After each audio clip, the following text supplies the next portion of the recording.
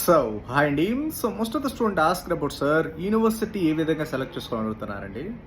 Sir university select చేసుకోముందు compulsory వచ్చేసరికి అది గవర్నమెంట్ మెడికల్ కాలేజ్ సెలెక్ట్ చేసుకోండి. దాంట్లో federal university, national research university, దాంట్లో హై అండ్ యూనివర్సిటీ.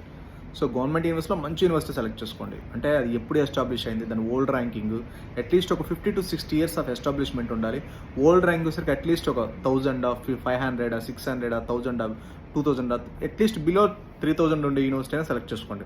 మీరు 5000, 6000, 10,000 అసలు ఓల్డ్ ర్యాంక్ ఏంటో చెక్ చేయండి. ఆ యూనివర్సిటీది ఇది అసలు ఎప్పుడు ఎస్టాబ్లిష్ అయిందో చెక్ చేయండి.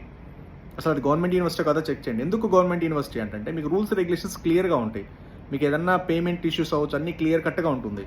మీకు ప్రైవేట్ కాలేజ్ అనుకోండి, ఎప్పటికప్పుడు పేమెంట్లు మారటం, బడ్జెట్లు మారటం, రూల్స్ రెగ్యులేషన్స్ ఫాలో అవ్వడం ఉంటుంది.